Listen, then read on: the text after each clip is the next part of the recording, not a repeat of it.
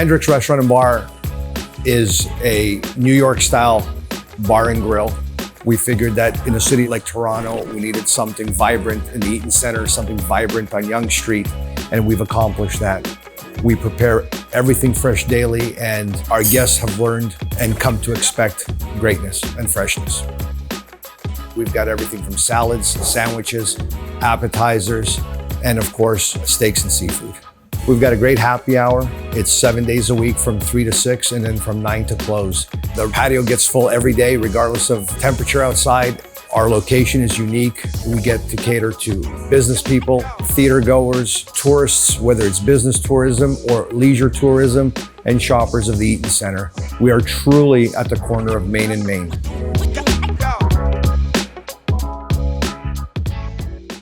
Hey y'all, I'm Rudy Blair of Rudy Blair Entertainment Media, rudyblairmedia.com, and I am your host of Indie Fridays, the interviews with Rudy Blair, presented by Yonge-Dundas Square. Every year, Yonge-Dundas Square hosts a series of free concerts for 10 weeks in the summer, Indie Fridays, showcasing an array of performances from Canada's brightest artists. This year, Indie Fridays is going virtual for its 10th anniversary, but with a twist. Instead of live performances, I'm speaking with some of the best singer-songwriters from Toronto about themselves and the music they make, from a variety of musical genres that represent the sound of the city. Before we get started on today's interview, I want to give you an update on the Yonge-Dundas Square neighborhood. The downtown Yonge businesses are open and ready to help you with all of your needs. Whether you're looking for fresh haircuts or fresh flowers, meal kits or delicious takeout, the latest fashions or even home decor, find everything you want, all within a 10-minute walk of the heart of Toronto. Check out the link to the business map in the description below to begin your hashtag Yonge Local journey. The video you just saw is from one of those very businesses. We hope that you can show them some love the next time you're in the neighborhood or, of course, online anytime. And I want to let you in on a Toronto music secret, and it's right across the road from the square. FRIAR'S Music Museum is reopening soon. Toronto's celebrated music history is now on permanent display in the free FRIAR'S Music Museum, with curation rotated twice a year by the downtown Yonge BIA. Located in a small dedicated area on the second floor inside the Yonge-Dundas flagship Shoppers Drug Mart, the FRIAR'S Music Museum is the only museum in the city that pays homage to Toronto's unique music history. You can follow them on Facebook at FRIAR'S Music Museum for updates. Today, I'll be speaking with Toronto pop, R&B, hip-hop, reggae, and JUNO nominee STORRY about her inspiring life, her music, and her album, Chapter 3, The Come Up, featuring the single Up. To the top, you won't stop, you don't need me. I believed, you achieved, you relieved me. STORRY, thank you so much for doing this interview with me on Indie Fridays at Yonge-Dundas Square. I got to ask you right off the top, how are you doing? How are you holding up? Because honestly, if this was a normal summer, you'd probably be performing down at Yonge-Dundas Square because the weather's been amazing. I couldn't ask for better weather for this whole season. But of course, we're dealing with COVID-19, and you're like, we can't go anywhere or really do anything. And so many crazy things going on. How are you doing throughout all this? Well, first of all, thank you for having me. And secondly, I'm doing all right. Considering all things considered, I'm just trying to make the most of, this downtime. So I've just been creating, and that kind of has been my outlet to, keep myself busy and not try to focus too much on the fact that I can't perform live. And that is a huge bummer for me. What is, I've talked to a lot of artists, and I've even noticed this too, because even though, yes, thank goodness we have this technology now where we can do virtual performances, and Toronto is now, like other provinces and other cities, are doing those sort of drive-in concerts where you stay in your car. Still not the same, though. What are you missing the most? Because I know for me, it's really the connection, and that's where the difference comes in from a normal live performance and what's going on right now. Yeah, it's 100% the energy, right? You're not really getting the energy off people. They're not getting the energy off you, so it definitely can't have the same impact. And also with online shows, people are watching on their phones or their computers, and they're getting notifications as well, which is kind of, pulling their attention away. And the magic about shows is really taking someone on a journey, and you can't really take them on a journey if there's always a bunch of distractions. Absolutely. One thing I am hoping for, I'm hoping that when we do go back to live performances, that people can remember something. And I know a lot of people like to record and, record the shows and whatever, but I'm old school. Before we had cell phones and stuff like that, we just watched the performance, forgot about the rest of the world for at least those 2 or 3 hours, and just enjoyed what was going on stage. And I hope people start going back to that once we go back to live performances.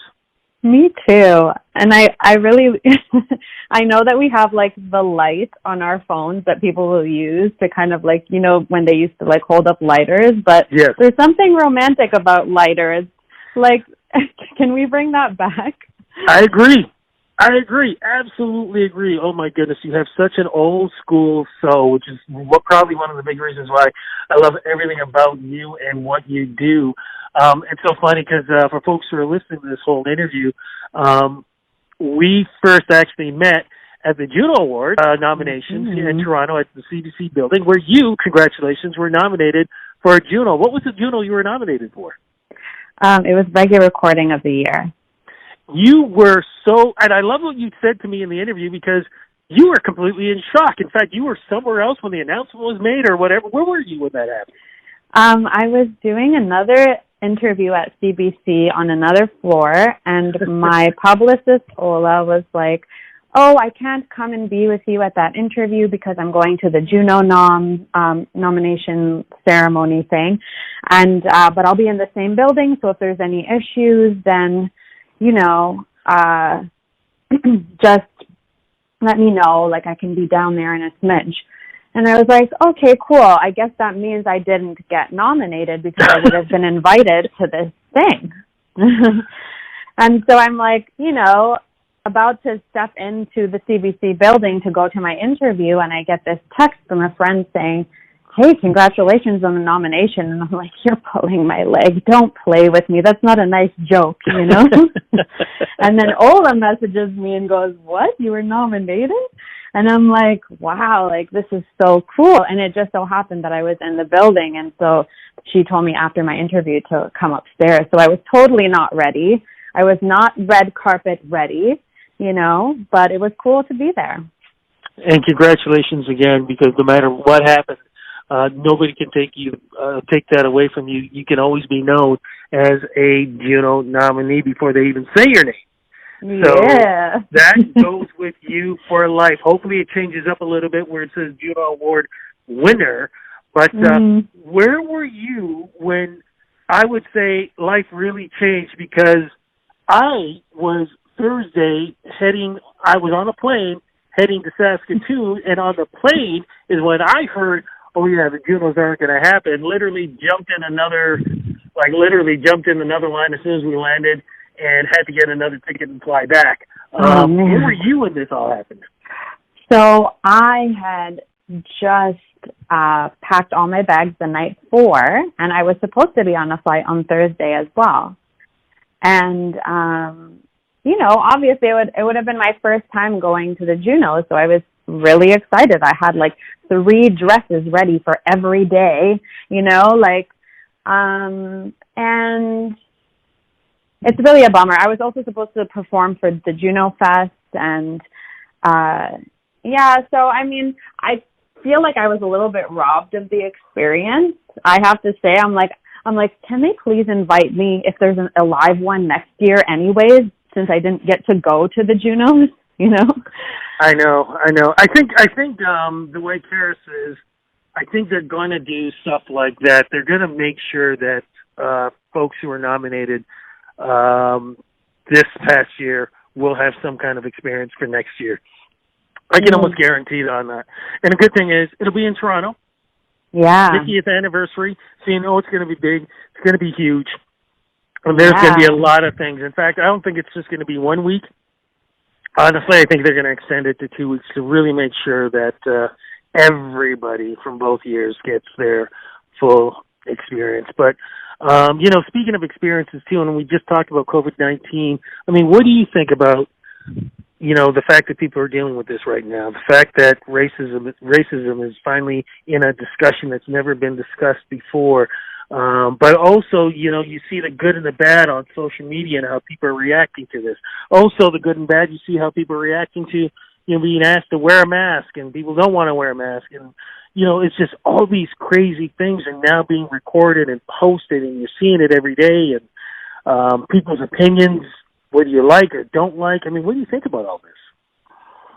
So my thing is, I try to reduce the amount of intake that I take from, social media and stuff, because it can bombard you. And the thing is people are entitled to their opinions as long as it's not harming other people. I'm really happy that, I think that COVID has caused people to kind of slow down a bit and really have the opportunity to reflect. And I think that's why these really important issues have come to light. It's not that they weren't problems before, but that people weren't, they were too busy to look at them. And now it's forced people to go, no, this is an issue and this needs to change. But I do think that people need to do a little bit more self-care, in the sense that they shouldn't be consuming so much virtual content, especially stuff that is not based in research and stuff like that, because it can be detrimental to our mental health, So I try to limit the amount of social media intake I take in every day. Obviously there's stuff I have to do for my work, and, you want to follow up on your friends and stuff.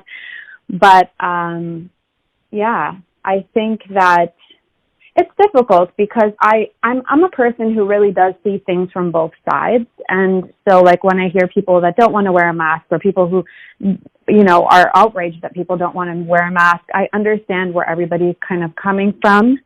I think that the health is important, and whether, the mask is going to prevent people from getting COVID or not, I don't know what the argument these people are having, but I know that, if it's a chance that you're going to, transmit this disease to someone without knowing, then it might be a good idea to just wear a mask when you're in a public space, inside a mall or whatever. It's not, for me, it's not really a big deal. But, everybody is entitled to their opinion. Amen to that. Absolutely. Amen to that. Creatively, because of what's been going on right now, has your creativity changed in any way? Yeah, so, I think a lot of people, if they release their debut album, they're not going to necessarily release another record right after. But I am doing that because not even 30 days after I released my debut album, the world shut down. So it didn't really have a huge chance to flourish, the way it was supposed to. And I was a little bit down on that. And whenever I'm down, I kind of turn to art, whether it be painting or directing or making music. I usually turn to art to kind of get me through something. It's kind of my therapy, and it keeps me busy. So I created a new project that I'm putting out in September. The date is yet to be announced, but I'm thinking I want it to be released on my birthday. Ah. Yeah, and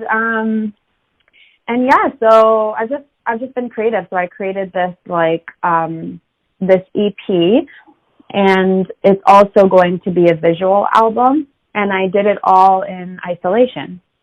Oh, wow. Yeah, so it's pretty cool. I've been very, very busy, and I would say that my creativity is still there. It's still, some people are saying they're kind of having these downs as well, and that's also normal. So I don't want anybody that's an artist listening to this to feel it's not normal, that they're supposed to be super prolific right now. No, if your body needs you to slow down and not create, that's okay too. I agree. I agree with you. Absolutely. What was the name of your debut album, and what did it represent musically for you? So my debut album was called Chapter 3, The Come Up. And even though it's my debut album, it's called Chapter 3. It's because I've written many albums prior to this, and they were all kind of based on life events that were happening. But Chapter 3 was where I was at the moment that I had released it. And basically, it's about a woman trying to leave the sex industry, which she was coerced into in the first place, and get into the music industry, only to realize that both are equally misogynistic and problematic. She grapples with her relationship with her mother, her romantic relationships, her career, and with money. And obviously that woman is me. So yeah, it was deeply personal. And I wrote and produced the entire thing with my co-writer and co-producer, friend of mine who's been my friend since high school, Yotam Baum. Is on this album, there was a song that you did. I can't remember the name of the song, but the video was sort of like a puppet. A clay animation. Clay animation, thank you. Was that song on this album? And can you talk about that clay animation video? Because it's freaking amazing. Thank you. So it's called Up. And it was inspired while I was kind of watching the overconsumption of our world, but primarily when I was actually in LA. And it was kind of like, more is always better, and that's not necessarily the case. And we kind of get trapped into these overconsumption patterns because we are trying to make up for something that is lacking within us. But high is not high enough, and wide is not wide enough, and you'll never find this love in all of your high-end stuff. Oh, oh, oh, oh, oh, oh, oh, oh. So I was driving back from LA and I was thinking to myself, like, I didn't have the funds. I wasn't getting any grants. So I couldn't, pay directors to do work that I wanted done. So I thought up this clay animation, and I'd never done one before, but I figured you can Google anything. So I'm just going to go home and I'm going to do it. And so I enrolled two of my friends who had also never done a clay animation and who are also not in film. And I was like, okay, I want to do this clay animation for my song called Up. And we spent 4 months in my mother's basement, and we created all the characters, and we created the set, and we shot the thing. It was 24 pictures per second. So you can imagine it takes about 2 hours to shoot a 1 second segment. And that's not including creating the characters and setting up the scene and setting up the lighting and everything like that. So it was a huge undertaking, and I'm super proud of it because it's made its way into 10 plus film festivals. It's won a couple awards. So that's amazing. Congratulations on all of this. I'm just curious, though, because you've kind of done film, of course you've done music, is there any thought of maybe a documentary on your life or a book or something like that? I'm actually surprised CBC hasn't talked to you about doing something about your life and your achievements. Well, hopefully that will happen soon, actually. I wrote a feature-length film about my life about a year or two ago, I think. I also started a pilot for a TV series. I definitely have a lot to say. I started a memoirs. The thing is like, when I decided to produce and put out my own record, that took over my life. So I had to put down these other side projects, but obviously I would love that. And my initial feeling when I wanted to put out my Chapter 1 and Chapter 2 album was that I wanted it to be accompanied with a feature film. So that's my dream. We'll see what happens. Oh, please. Are you kidding me? Your dreams always come true. So Yeah, it's gonna happen. It's just wait to see when it's gonna happen, and hopefully it's gonna happen soon. But in the meantime, though, because we can't be performing at places like Yonge-Dundas Square, are you doing any virtual performances in the next little while? Yeah, so I'm doing one with RBC X Music on the 7th. I'm also, so that's going to be on my IGTV, and then I'm doing one on the 20th with Hamilton Music Hall, and then there's a couple others that are to be announced. So, people can definitely stay up to date if they follow me on all my socials at Story Music with 2 R's, and also if they would like to sign up to my email list at storymusic.com. So that's story with 2 R's, music.com. If there's anybody who knows how to get from the dark to the light, it's you. And a lot of people are feeling that way right now, the way the world is. What advice can you give folks out there who are having such a tough time, some of them dealing with mental illness? What can you say to them that hopefully will keep them on the path towards where they really want to be? Well, I would say, one, to create a support group around you. I'm lucky that I have some really lovely friends and family who have been supportive on many levels of my journey. A lot of people, they feel like they have to do it alone, that nobody understands them, and the world is huge. There are so many people, and trust me, there are people who are going through what you're going through, and maybe, even amplified or in a different way than you are, but there are relatable things happening everywhere, and we just need to remember that we're not alone.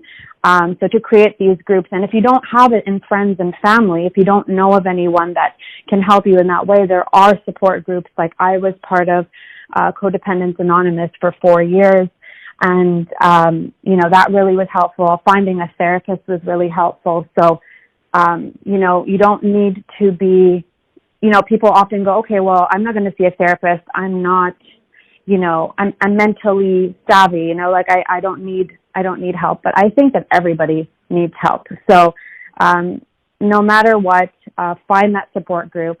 And then I would also say to create the narrative that you want for yourself, because whether you see the glass is half full or half empty, you're right. It's either way, you're correct on your perception of it. So you might as well give yourself a positive spin on things, because it will serve you better in your life. Absolutely. Love the words. For folks who want to get in touch with you, social media is the place to go. Where do we go to follow you? Story Music with 2 R's. And as I said, my email list is probably the best way. So storymusic.com. They can sign up. Story, thank you so much for this interview. I'm so glad we had a chance to meet earlier this year. I wish it could have been even before when you did your first 2 albums, because you have an incredible story, you have incredible music, you are an incredible person, and you are an incredible role model. And I am so looking forward to everything that you do in the future, and cross fingers when all of this is changed up, we can do these interviews one-on-one and we won't have to worry about anything. Thank you again for doing the interview with me. Thank you for having me.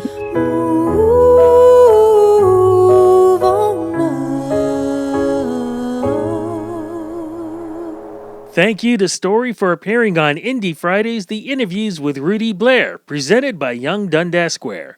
Check out other upcoming interviews by following Yonge-Dundas Square on social media. Links to each Friday's interviews will be shared weekly. Next week's artist is the phenomenal alternative rock band Mono Whales. And if you're still looking for more of Toronto's music scene, you should check out the Downtown Yonge BIA's Play the Park series. Great music still abounds in the downtown Yonge neighborhood. Play the Parks, though not in the literal parks at the moment, is streaming music on Tuesdays and Thursdays from the different businesses in the neighborhood. It's local artists performing pop-up shows in non-traditional spaces around the neighborhood. It continues to be a performance avenue for emerging Toronto artists and also introduces people to unique businesses in the community. To watch previous performances and for information on upcoming performances, go to www.downtownyonge.com and check out the event page. It's all linked in the description below. Thank you for listening to Indie Fridays, the interviews with Rudy Blair, presented by Yonge-Dundas Square. I'm your host, Rudy Blair. We'll see you on the flip side.